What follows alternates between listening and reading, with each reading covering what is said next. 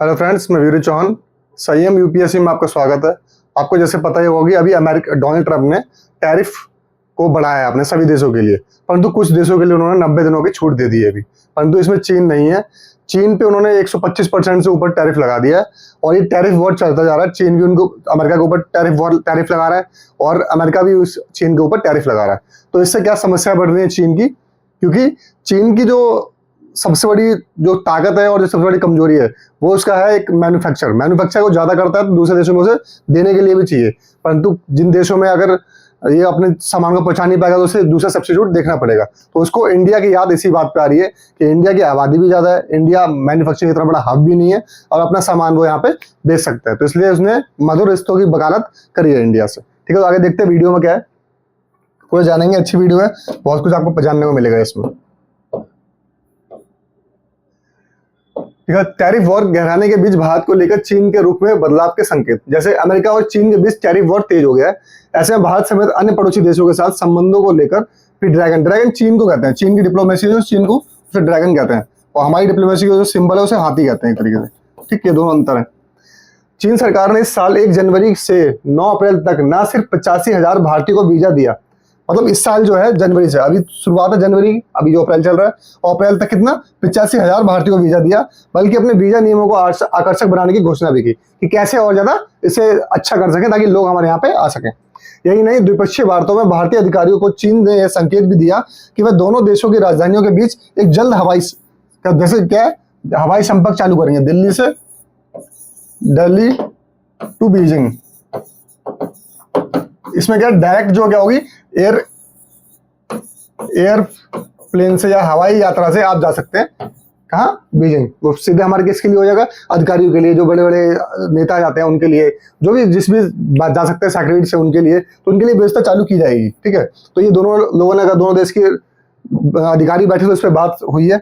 इसी वर्ष से मानसरोवर यात्रा की शुरुआत करने के पूर्व में बनी सहमति को लेकर भी अगले दो दिन में घोषणा है। अब पहले क्या, चीन ने मानसरोवर यात्रा, हमें जाना पड़ता चीन होते हुए, हिंदुस्तानियों को मानसरोवर यात्रा के लिए चीन होते जाना पड़ता, परंतु चीन ने बंद कर दिया था। अब उसको चालू करने की बात हो रही है और 1-2 दिन में फैसला भी आ जाएगा। बात हो चुकी है पहले से। इससे भारतीयों को मानसरोवर यात्रा पर जाने की मंजूरी मिल जाएगी। इस बीच बुधवार को चीन की स्मार्टफोन निर्माता कंपनी रियलमी ने भारतीय इलेक्ट्रॉनिक निर्माता कंपनी ऑप्टिमस इलेक्ट्रॉनिक के साथ मिलकर artificial intelligence of things, artificial intelligence मतलब आर्टिफिशियल इंटेलिजेंस ऑफ थिंग्स क्या किया, इसमें उत्पाद भारत में बनाने और भारत को अपने उत्पादों के लिए प्रमुख निर्यात केंद्र के तौर पर स्थापित करने की घोषणा की है। रियलमी ऑप्टिमस ने कहा है कि वह भारत में सालाना 50 लाख उत्पादों, स्मार्टफोन, स्मार्ट वॉच, टैब्स का उत्पादन करेगी। इससे 2000 लोगों को नौकरी मिलेगी। ठीक है, ये तो मेन बात, क्या चीन ने अपने रुखों में चेंज किया। ठीक है, अब बात देखते हैं कि ऐसा रुख क्यों है, सुर क्यों बदले। उसमें कुछ रीजन है, जो जागरण की रिसर्च है, जो न्यूज़पेपर होता है राष्ट्रीय संस्करण, उसकी रिसर्च खुद की, और ये रिसर्च बहुत हद तक ठीक भी है, इन्होंने ठीक भी किया। चीन ट्रंप की टैरिफ नीति के निशाने पर है और अमेरिका का मौजूद प्रशासन चीन को व्यापार से जुड़ी सभी समस्या को जननी के तौर पर देख रहा है। अमेरिका का ये मानना है कि जितनी भी व्यापार समस्या जो चीन की वजह से हो रही है, क्योंकि उन्होंने अपना सामान को ऐसा कर रखा है टैरिफ, क्योंकि अमेरिका में इतना टैरिफ था नहीं इनके ऊपर, तो अपना सामान आराम से बेच सकते थे और उनके घरेलू बाजार को नुकसान पहुंचा था। अब अमेरिका के टैरिफ बढ़ने से इनको नुकसान हो जाएगा चीन वालों को, क्योंकि अब उसका उत्पादन का शुल्क बढ़ जाएगा। चीन को पता है कि उसे अगले कम से कम 4 वर्षों, क्योंकि जब तक डोनाल्ड ट्रंप की सरकार रहेगी तब तक कोई ऐसा उसे मतलब एक तरीके से रिलीफ मिलने वाला नहीं है, कोई राहत नहीं मिलने वाली। ऐसे में चीन भारत सहित दूसरे प्रमुख व्यापारिक सहयोगों के साथ सहयोग बढ़ाने की बात करने लगा। इन दिनों चीन के आधिकारिक प्रवक्ता और राजदूतों की बातों पर गौर करें तो उनके शब्दों और टोन में बहुत बदलाव आया है। बात को लेकर अक्सर आग उगलने वाले चीन के सरकारी जो अखबार होते हैं, मीडिया, आइए समझते हैं कि ऐसे क्यों अब नहीं है। अब क्या किया इन्होंने ऐसे, शी जिनपिंग ने क्या हुआ चीन में, सुर क्यों बदले, देखते हैं। खराब साख से बढ़ाई चीन की चुनौती, मतलब सबसे पहले क्रेडिबिलिटी नहीं है चीन की समस्या सबसे बड़ी है कि क्रेडिबिलिटी बहुत दिक्कत है। कोई भी देश इसे बिल्कुल आंख बंद करके या कुछ तो भरोसा नहीं कर सकता, क्योंकि ये पहले कर्ज में, जो छोटे देश होते हैं उनको कर्ज देता है, तो उस देश में अपना हक जताना चालू कर देता है, वहां पे अपने नेवल बेस, अपने व्यापार के समुद्र चीजों को चलाना चालू करता है, अपनी आर्मी को सेटअप करने की पूरी कोशिश करता है। ट्रंप ने चीन सहित दुनिया के लगभग सभी देशों पर पारस्परिक टैरिफ का ऐलान किया था। उस समय लग रहा था कि अमेरिका दुनिया में अलग थलग पड़ जाएगा, लेकिन ट्रंप ने 75 देशों को टैरिफ से 90 दिनों के लिए राहत दे दी है। चीन पर लगा था टैरिफ बढ़ा कर समीकरण ही बदल दिया, मतलब 75 देशों को राहत दे दी उन्होंने। सबसे बड़ी बात है, अब चीन, यूरोप और दूसरे देशों से गुहार लगा रहा है कि अमेरिका के खिलाफ मिलकर काम करने की जरूरत है, लेकिन शायद ही किसी बड़े देश ने इस पर अब तक सकारात्मक प्रतिक्रिया दी है। वैसे चीन के लिए कोई प्रतिक्रिया देगा भी नहीं। वैश्विक स्तर पर चीन की साख पहले से खराब है, क्योंकि वैश्विक स्तर पर लोग जानते हैं चीन का रुख क्या रहता है। चीन कमजोर अर्थव्यवस्था वाले देशों को महंगे कर्ज देकर कर्ज के जाल में फंसाने, उनके संसाधनों का दोहन करने के लिए बदनाम है। ये सच बात है, ये न्यूज़पेपर नहीं है, सच बात है, ये ऐसा ही है। पाकिस्तान के साथ भी ऐसे, श्रीलंका के साथ भी ऐसे, बांग्लादेश के साथ भी ऐसे ही होगा। ऐसे में अमेरिका के साथ ट्रेड वॉर से उसे दुनिया का साथ मिलेगा, ये संभावना बेहद कम है। आगे देखते हैं। व्यापार चीन की ताकत भी और कमजोरी भी, मैंने बताया मैन्युफैक्चरिंग तरीके से। 2000 में चीन की जीडीपी करीब $1 ट्रिलियन थी। ये बहुत चीन से सीखने वाली बात है कि 2000 में जब सन था 2000, तो चीन की $1 ट्रिलियन थी किसकी, इसकी अर्थव्यवस्था। और हमारी जो 2000 में भारत की जो थी ट्रिलियन, और 0.5 ट्रिलियन डॉलर, मतलब इसकी आधी थी। ठीक, ये अंतर है। अब ये बात हो रही 2020 की।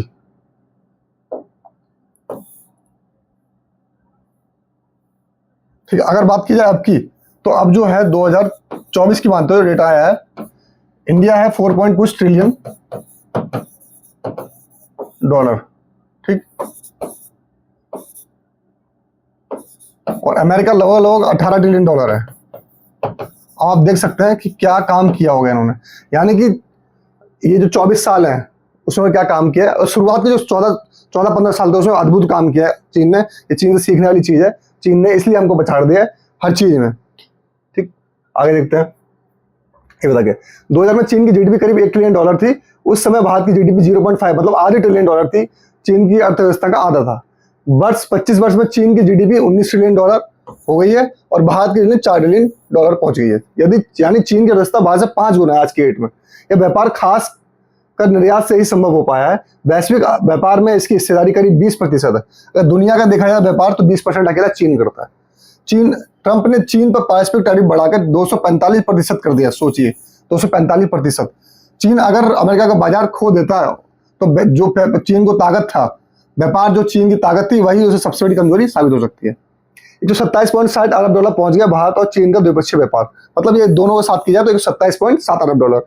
$99.2 अरब पहुंच गया चीन के साथ भारत का व्यापार घाटा। व्यापार घाटा वो होता है जैसे हमने किसी के देश से सामान मंगाया ₹5 का, और हमने उसको दिया सिर्फ ₹2 का, ₹3 का हमें व्यापार घाटा हुआ। तो इसलिए कहता है कि हमने अगर किसी देश को कम सामान दिया तो हमें व्यापार घाटा होगा। तो चीन को अभी कभी भी नहीं होता। इंडिया के केस में हमेशा इंडिया व्यापार घाटे में रहता है, बैलेंस ऑफ पेमेंट उसकी हमेशा कम रहती है। उसके बाद सप्लाई चेन में विविधता जरूरी है। देखिए, जब कोरोना काल हुआ था, देखिए अमेरिका यूरोप बहुत सी चीजों के लंबे समय से चीन पर निर्भर रहे हैं। कोविड महामारी के दौर में पूरी दुनिया ने हर चीज के लिए चीन पर बुरी तरह से निर्भर होने के खतरे का अनुभव किया। उस समय चीन ने मास्क और पीपी किट भी अमेरिका को, यूरोप को बेचा, और इसे एक व्यापारिक अवसर के तौर पर इस्तेमाल किया। उसी समय एक समझ बनी कि सप्लाई चेन में विविधता, मतलब अलग अलग देशों से अलग अलग चीजें मंगानी चाहिए, यानी कि सारे एक ही देश से सारी चीजें सारे देश मंगा रहे हैं। इसलिए ये क्या, डाइवर्सिफिकेशन बहुत जरूरी है। बहुत सी कंपनियां चीन में अपना प्लांट बनकर भारत समेत दूसरे देशों में प्लांट लगा रही हैं। आने वाले समय में इस ट्रेंड में और तेजी आ सकती है। ये समस्या क्या थी, ये पता लगी कोरोना में कि हम चीन पे बहुत ज्यादा डिपेंडेंट है। इसलिए अब दूसरे देशों को भी पता लगा कि हाँ, ऐसा नहीं होना चाहिए, एक जगह सारा सेटअप नहीं होना चाहिए, दूसरे देशों में भी कुछ सेटअप होने चाहिए। भारत की आर्थिक संभावनाओं पर नजर। अमेरिका के साथ आर्थिक मोर्चे पर बढ़ते तनाव के बीच भारत को ऐसे देश के रूप में देख रहा है जहां उसे व्यापारिक मोर्चे पर फायदा मिल सकता है। गलवान संघर्ष के बाद, गालवान घाटी का संघर्ष हुआ था, रिश्तों के तनाव बावजूद दोनों देशों में भी व्यापार बढ़ा, और यह चीन के पक्ष में है। चीन के साथ व्यापार में घाटा $99 अरब के साथ अधिक है हमारा। भारत का घाटा $99 अरब से अधिक है। अगर चीन इस असंतुलन को दूर करता है, इंडिया की यही शर्त रहेगी कि बैलेंस ऑफ पेमेंट, मतलब व्यापार संतुलन हमें चाहिए। ऐसा नहीं व्यापार घाटा हमें हमेशा होता रहे और फायदे में जाए, हमारे देश को आप चीजें बेचते रहो, हमारे देश से कुछ ना ले।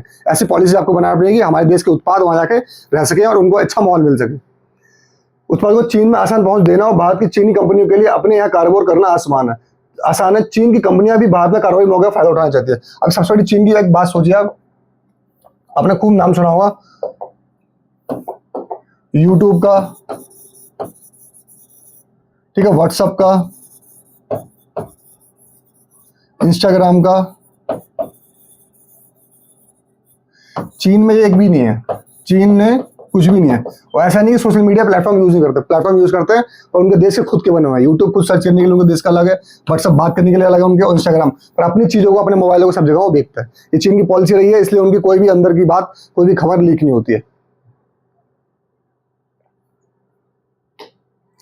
ठीक है, आगे देखते हैं। ये तो बात होगी अब वो तो व्यापार के साथ बढ़ता भारत का घाटा। देख क्या है, पहले 2020 में ये क्या है, टोटल जो व्यापार हुआ है, ये क्या है जो चीन ने भेजा है इंडिया में, ये हमने भेजा चीन में, ये हमें कितना घाटा है वो देखिए।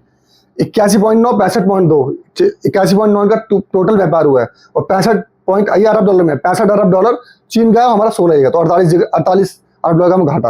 यहाँ 44 अरब डॉलर का, यहाँ में 73 अरब डॉलर का, यहाँ 83 अरब डॉलर का, यहाँ 85 अरब डॉलर का। ये घाटा बढ़ता जा रहा है धीरे धीरे। 85 हो गया, 83 हो गया, 73 हो गया, पहले 44 था, 21 में, 20 में 48 था। तो ये सब 4-5 साल का सीनियर देखेंगे, हमारा व्यापार घाटा बढ़ता जा रहा है। एक बार भी ऐसा नहीं हुआ कम, एक बार कम हुआ था 21 में।